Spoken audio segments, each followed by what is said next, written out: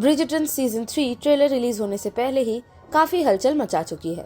सबसे anticipated couple Penelope और Colin के पास फाइनली एक एंटायर सीजन है जिसमें उनकी आकर्षक प्रेम कहानी को दिखाई जाएगी। अनलाइक सीजन 1 और सीजन 2 जहां पे वो दोनों लवर्स पहली बार मिले थे एक मैच मेकिंग सेशन के दौरान, पेनेलोपी और कॉलिन तभी से बहुत अच्छे दोस्त रहे हैं और उनका रोमांस बिल्कुल एफर्टलेस फील होता है।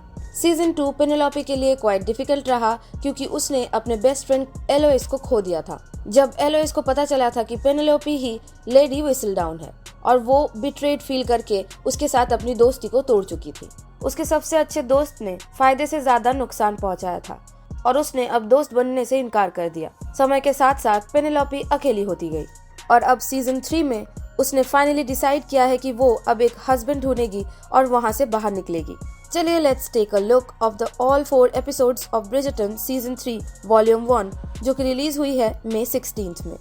Episode 1 out of shadows, Colin ने कैसे ट्राई किया एक बेटर फ्रेंड बनने का। हर सीजन की तरह डेब्यूटेंट फ्रांसिस्का और उसका फ्लैम्बॉयंट ब्रदर कॉलिन के बदौलत ब्रिजर्टन्स ने एक बार फिर से सबका ध्यान खींच लिया है। एक म्यूजिक लवर और एक पियानिस्ट फ्रांसिस्का प्रेफर करती है क्राउड से थोड़ा सा दूर ही रहना। एलोइस के ऑपोजिट उसका इरादा एक पति को चुनने का है और ये जरूरी नहीं कि उसको रूम में सबके अटेंशन को ग्रैब करना हो। अपने यूजुअल स्टाइल के कॉन्ट्ररी लेडी व्हिसलडाउन ने चूज किया सारे डेब्यूटेंट को अप्रिशिएट करना और ये परिवर्तन अनडाउटेबली वही था जो पेनेलोपी भी चाह रही थी। आखिरकार उसके अपने माँ के साथ हमेशा रहने का इरादा तो नहीं था। क्वीन डेब्यूटेंट कलाकारों से खुश नहीं थी और वो इस बारे में काफी स्पष्ट थी कि उन्होंने उसे कितना बोर किया है। जब सब लोग वेट कर रहे थे कि क्वीन कब चूज करेगी डायमंड ऑफ द सीजन को, तब उन्होंने एक अनएक्सपेक्टेड टर्न लिया और कोई अनाउंसमेंट नहीं करी। पेनेलोपी ने उस गैदरिंग में अपने आप को एक ऑड बॉल जैसे सोच लिया और कॉलिन बिजी था लेडीज को अटेंड करने में और एलोइस इधर क्रेसिडा की कंपनी में कंफर्टेबल फील कर रही थी। जो दो लोग पेनेलोपी के लाइफ में बहुत ज्यादा मैटर करते थे वो दोनों लोग उसके अलावा भी बहुत ज्यादा खुश थे। कॉलिन रिसेंटली अपने ट्रैवल अक्रॉस फ्रांस, स्पेन और इटली से लौट आया है और उसका एक्सपीरियंस उसके पर्सनैलिटी को इन्फ्लुएंस कर चुका है। वो अब बहुत ज्यादा मैच्योर है और उसे पता है कि कॉन्वर्सेशन को कैसे बढ़ाना है। जहां सारी औरतों को उसके एडवेंचरस स्टोरीज के बारे में जानना था, कॉलिन उस क्राउड से बाहर निकल जाता है और पेनेलोपी के पास आता है उसके साथ बात करने के लिए। कॉलिन बहुत ही ज्यादा खुश था अपनी दोस्त को इतने दिनों के बाद मिलने से और वो एक कॉन्वर्सेशन स्टार्ट करने का ट्राई करता है, पर पेनेलोपी अब थक चुकी थी एक सपोर्टिव फ्रेंड के रूप में अपने आप को दिखाते हुए। और जब पेनेलोपी को ये भी पता चल चुका था कि कॉलिन ने उसके बारे में पब्लिक में कैसे बात किया था और इन सब चीजों को सोचने के बाद वो वहाँ से निकल जाती है। पेनेलोपी ने ये रियलाइज किया कि उसकी माँ ने इस चीज को एक्सेप्ट कर लिया है कि पेनेलोपी जिंदगी भर उसके साथ ही रहेगी और ये गॉसिप राइटर के लिए एक नाइटमेयर से कम नहीं थी और उसने डिसाइड किया कि अब वो अपनी लाइफ में चेंजेस लाएगी। पेनेलोपी ने डिसाइड कर लिया था कि वो अब सिट्रस कलर्ड ड्रेसेस नहीं पहनेगी जो उसे बहुत ज्यादा चाइल्ड लाइक अपीयर करता है और इंस्टेड ऑफ दैट वो जाएगी थोड़ा सा बोल्डर और फ्रेंच लाइक कलर के लिए। सिर्फ पेनेलोपी ही नहीं थी जिसने अपने लाइफ में चेंजेस करने का सोच लिया था। यहाँ पे मॉन्ड्रिच फैमिली भी थी जो माई फेयर क्लब को ओन करती थी और जैसे कि टर्न्ड आउट मिसेस मॉन्ड्रिच की ग्रेट आंट लेडी केंट ने अपने बेटे को अपनी टाइटल और प्रॉपर्टीज दे दी थी। निकोलस अब नेक्स्ट बैरन ऑफ केंट बनने वाला था और ऑल ऑफ ए सडन उसकी फैमिली को वेलकम किया जाता है into the aristocratic society. Lady Danbury के एक्स्ट्रावेगेंट बॉल में पेनेलोपी उसके न्यू अटायर के साथ ब्रेथ टेकिंगली ब्यूटीफुल लग रही थी और वो पूरे रूम का अटेंशन ग्रैब कर लेती है। पेनेलोपी के लिए अपने फैशन सेंस को अपग्रेड करना बहुत ही इजी था, लेकिन वो अभी भी स्ट्रगल कर रही थी किसी भी मेन से कॉन्वर्सेशन करने में। एलोइस के लिए भी चेंजेस बहुत ज्यादा इजी नहीं रहे क्योंकि वो जितना लोगों के साथ फ्रेंडशिप करने की कोशिश करती थी उतना ही उसे लगता था कि कॉन्वर्सेशन बहुत ही ज्यादा बोरिंग होने लग रही है और बहुत ही ज्यादा डल फील करती थी। परहैप्स बेस्ट फ्रेंड डेस्परेटली एक दूसरे को चाहते हैं, पर अगेन सच्चाई बहुत ही ज्यादा डिफिकल्ट और शॉकिंग होती है एलोइस के लिए ये एक्सेप्ट करना कि पेनेलोपी ने पहले उसके साथ क्या किया है। फ्रांसिस्का और पेनेलोपी इस चीज से एक दूसरे के साथ जुड़ जाती है कि वो दोनों ही अटेंशन से थोड़ा सा दूर ही रहना पसंद करती है।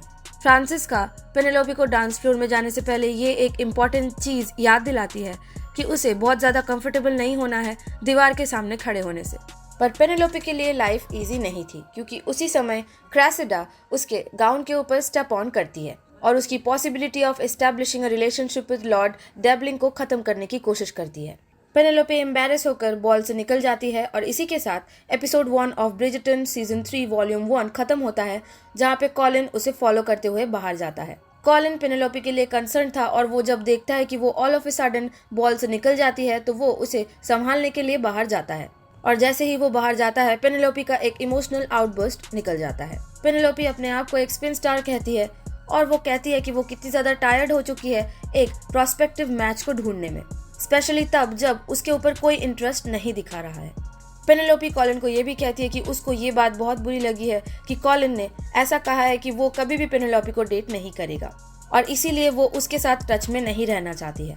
पेनेलोपी एज लेडी विसलडाउन अपनी फीलिंग्स को पूरी तरीके से बाहर निकाल देती है और वो कॉलिन को क्रिटिसाइज करती है और बिल्कुल भी नहीं रुकती। पेनेलोपी ये एक्सपेक्ट नहीं करती कि कॉलिन उसके पास आएगा और उससे माफी मांगेगा अपने पास्ट बिहेवियर्स के लिए, लेकिन कॉलिन आता है और उससे माफी मांगता है और कॉलिन उसे कहता है कि वो उसकी मदद करेगा एक परफेक्ट मैच ढूंढने में, जहाँ पे पेनेलोपी कॉलिन का प्रपोजल एक्सेप्ट करती है और पेनेलोपी और कॉलिन एक बार फिर से दोस्त बन जाते हैं। और इधर कॉलिन लेडी विसलडाउन को क्रिटिसाइज करता है और प्रॉमिस करता है कि वो उसे एक दिन डिस्ट्रॉय कर देगा अगर उसे पता चलता है कि लेडी विसलडाउन का रियल आइडेंटिटी क्या है। Episode 2 how bright the moon, what did Penelope ask of Colin. Penelope ने कॉलिन से क्या पूछा? क्वीन ने ये अनाउंस किया कि उसे किसी भी अपीयरेंस ने इम्प्रेस नहीं किया है और क्वीन ने ये भी कहा कि अगर किसी को सीजन ऑफ द डायमंड बनना है तो उसे स्पार्कल करना होगा मोर देन 1 वेज में। और ये वर्ड स्प्रेड होने लगी पूरे जगह में, तो सारी माएँ अपने बेटियों को हेल्प करने में लग गई ताकि उनकी बेटियां टाइटल को जीत सके। मीनवाइल पेनेलोपी और कॉलिन अपने कोटिंग लेसन्स में काम कर रहे थे। पेनेलोपी ने हार मान लिया था लेकिन कॉलिन ने उसके ऊपर कॉन्फिडेंस दिखाया। कॉलिन ने पेनेलोपी से कहा कि एक बार वो अपने आप में सिक्योर फील करने लगे तो सारे प्रेमी उसके ऊपर अट्रैक्ट होने लगेंगे। कॉलिन ने पेनेलोपी को अपने ब्रिजर्टन हाउस में बुलाया जब उसकी मोस्ट ऑफ द फैमिली अपने घर से बाहर होती है या फिर बिजी होती है कार्ड प्ले करने में। कॉलिन ने बॉलरूम को रेप्लिकेट किया और पेनेलोपी से कहा कि वो एक मूव ले यहाँ पे, पर कॉलिन ने ये एक्सपेक्ट नहीं किया था कि पेनेलोपी की कॉम्प्लीमेंट उसे ब्लश करवा देगी। एलोइस जैसे ही घर रिटर्न करती है पेनेलोपी को स्टडी रूम में छुपाना पड़ता है और यहाँ पे पेनेलोपी कॉलिन के जर्नल को पाती है जिसमें उसका लस्टफुल यूरोपियन अफेयर्स के बारे में लिखा हुआ था। कॉलिन बहुत ही ज्यादा एम्बैरेस हो जाता है जब उसे पता चलता है कि पेनेलोपी ने उसके जर्नल को पढ़ा है और पेनेलोपी को इस जर्नल को ना पढ़ने देने के लिए वो कैंडल होल्डर को नीचे गिरा देता है और ग्लास के टुकड़े नीचे पड़ जाते हैं और जिससे उसका हाथ कट जाता है और पेनेलोपी साथ ही साथ उसके वुंड को देखकर घबरा जाती है और उसके पास आ जाती है और ये एक ऐसा मोमेंट होता है जिसको शायद कॉलिन बार बार विजिट करना चाहेगा। और उस मोमेंट में कॉलिन ने पेनेलोपी को और अपने आप को बहुत ही ज्यादा क्लोज पाया और ये तब हुआ जब पेनेलोपी ने उसका हाथ पकड़ा था। एलोइस ने पेनेलोपी को घर से बाहर जाते हुए देखा था और उसने कॉलिन को इसके बारे में पूछा तो कॉलिन ने कहा कि वो पेनेलोपी की मदद कर रहा था एक प्रेमी खोजने में। एलोइस इस बात को क्रिसिडा से शेयर करती है और क्रिसिडा इतना ज्यादा जोर से बोलती है कि उसके पास खड़ी सारी लड़कियों को ये बात पता चल जाता है। पेनेलोपी पार्टी को एंजॉय करने लगती है और कॉलिन उसे इनकरेज करता है उसे प्रोस्पेक्टिव सूटर्स को अपनी ओर खींचने में और उसे तब तक ये नहीं पता था कि पूरे रूम में उसके बारे में गॉसिप हो रही है। पेनेलोपी को जब ये पता चलता है तब वो देखती है कि सारे लोग उसे एक बेचारी की तरह देख रहे हैं और उसके होपलेस सिचुएशन के ऊपर हंस रहे हैं और सारे लोगों को ये भी पता था कि कॉलिन उसे एक हस्बैंड ढूंढने में मदद कर रहा है। ये सब होने के बाद पेनेलोपी जल्दी से पार्टी से निकल जाती है और उसकी कॉन्फिडेंट तो ऑलरेडी फ्रजाइल थी ही, तो वो साथ ही साथ सैटर्ड हो जाती है जैसे ही गॉसिप सर्कुलेट होती है। In episode 2 of Bridgerton season 3 volume 1 में क्वीन फ्रांसिस्का को सीजन के डायमंड के रूप में चुनती है। दूसरे डेब्यूटेंट्स की तरह फ्रांसिस्का ने सिर्फ क्वीन को इम्प्रेस करने की कोशिश नहीं की बल्कि उसने अपने इंटरेस्ट्स के ऊपर भी अटेंड किया और जिस वजह से क्वीन ने वो स्पार्कल ढूंढ लिया जिसकी उन्हें तलाश थी। पेनेलोपी जो कि लेडी विसलडाउन थी अपने जॉब के साथ ट्रू रही और उसने एक गॉसिप भी पब्लिश की, हालांकि उसे पता था कि इस चीज से उसकी फैमिली को और उसे कितनी ज्यादा शर्मिंदगी झेलनी पड़ेगी। पेनेलोपी ने ऑलमोस्ट हस्बैंड ढूंढना एकदम ही बंद कर दिया था, स्पेशली तब जब उसकी माँ ने अज्यूम कर लिया था कि उसको मैरिज मार्केट में कोई चांस नहीं मिलेगा। पेनेलोपी अपने रूम में बंद रहती थी और तब ही वो बाहर निकली जब कॉलिन उसको विजिट करने आया। पेनेलोपी ने कॉलिन से एक स्पेशल रिक्वेस्ट की end of the episode 2 of Bridgerton में। उसने कहा कि कॉलिन उसे एक बार किस करे। पेनेलोपी ने सोच लिया था कि अगर उसे पूरी जिंदगी भर अनमैरिड रहना ही है तो वो एक बार खुद को किस करवाना तो डिजर्व करती ही है और उसने इस किस से कोई भी चीज एक्सपेक्ट नहीं करी थी। वो बस अपने फ्रेंड को एक हार्टफेल्ट रिक्वेस्ट कर रही थी। कॉलिन ने उसकी बात मान ली पर उसे ये नहीं पता था कि ये किस उसके अंदर एक स्टीयर ऑफ रोमांटिक अफेक्शन डाल देगा। एपिसोड 3 फोर्सेस ऑफ नेचर क्या कॉलिन ने अपनी फीलिंग्स एक्सप्रेस की? ब्रिजर्टन के एपिसोड 3 आते आते कॉलिन को ये रियलाइज तो हो चुका था कि वो पेनेलोपी से प्यार करने लगा है। उसके ड्रीम्स पेनेलोपी के अराउंड रिवॉल्व करते थे। उसके आईज सर्च करती थी हर एक गैदरिंग में सिर्फ पेनेलोपी को। पर पेनेलोपी ने ये नहीं सोचा था कि वो किस उन दोनों के रिलेशनशिप को इतनी तरीके से बदल देगा। पेनेलोपी ने इस चीज से समझौता कर लिया था कि कॉलिन के लिए वो जैसा फील करती है, कॉलिन उसके लिए वैसा कभी फील नहीं करेगा। कॉलिन के अलावा पेनेलोपी को जो इंसान में इंटरेस्ट था वो था लॉर्ड डेबलिंग। लॉर्ड डेबलिंग ने अपना मन बना लिया था कि वो इस सेशन में एक वाइफ जरूर ले जाएगा और उसकी स्टेटस, उसकी वेल्थ लेडीज को अट्रैक्ट भी करती थी। डेबलिन पेनेलोपी की फ्रैंकनेस और उसकी इजी टू टॉक बिहेवियर को बहुत ही ज्यादा पसंद करता था और वो ये भी पसंद करता था कि कितना इजी होता है पेनेलोपी के साथ बात करना। हाउएवर पेनेलोपी ही सिर्फ एक लड़की नहीं थी जिसकी आइज डेबलिन के ऊपर थी। क्रेसिडा भी थी जो डेबलिन के ऊपर इंटरेस्टेड थी। वो किसी ऐसे से शादी करना चाहती थी जो नेचुरलिस्ट हो और जिसको उसके फादर ने चूज किया हो।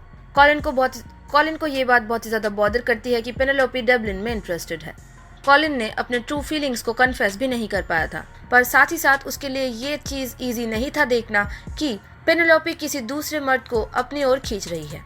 पेनेलोपी ने अपने टेस्ट के बारे में झूठ कहा जब उसे एहसास हुआ कि क्रेसिडा भी लॉर्ड डेबलिंग का ध्यान खींचने की कोशिश कर रही थी। बलून फ्लाइंग इवेंट में क्रेसिडा और पेनेलोपी एक दूसरे को कम्पीट करती है डेबलिंग की फेवरेट बनने के लिए। इसी बीच जाइगेंटिक बलून को पकड़ने वाली रस्सियां खुल गई और कॉलिन ने हीरोइकली उसे पकड़कर दिन बचा लिया और सुनिश्चित किया कि किसी को भी चोट ना लगे। जबकि उस पर सभी महिलाओं का ध्यान था, पेनेलोपी लॉर्ड डेबलिंग को देख रही थी और उसके ऊपर इंटरेस्टेड थी, जिससे कॉलिन का दिल थोड़ा सा टूट गया। मीनवाइल अब क्वीन फ्रांसिस्का को लॉर्ड सामादानी से इंट्रोड्यूस करवाती है, जो कि लंदन आया है वियन्ना से क्वीन के रिक्वेस्ट पर। क्वीन स्ट्रांगली बिलीव करती है कि लॉर्ड सामादानी और फ्रांसिस्का दोनों एक बहुत ही ब्यूटीफुल जोड़ा बनेंगे। फ्रांसिस्का सामादानी को अच्छे से जानने की कोशिश करती है, पर वो थोड़ा सा अलार्म्ड हो जाती है जब उसे पता चलता है कि वो अपनी 7 भाई और बहनों की कंपनी को बहुत ज्यादा एंजॉय करता है। फ्रांसिस्का थोड़ा सा अकेला रहने में और थोड़ा सा शांति में रहना पसंद करती थी और वो बिल्कुल भी किसी कैओस में रहना पसंद नहीं करती थी और किसी ऐसे से शादी नहीं करना चाहती थी जो बहुत ज्यादा कैओस में रहना पसंद करता हो। वो तो तब और ज्यादा वरीड हो गई जब लॉर्ड ने उसे बताया कि वो विश करता है कि उसके 8 बच्चे हो और इसके बाद ही फ्रांसिस्का कन्वर्सेशन को रोक के बाहर आ जाती है।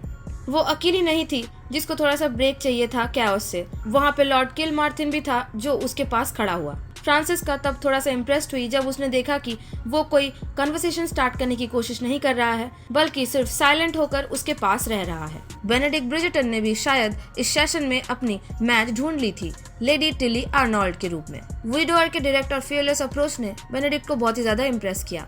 By the end of the Bridgerton Season 3 Episode 3, Penelope ने मैनेज कर लिया था लॉर्ड डेबलिन के हार्ट को फिर से जीतने के लिए।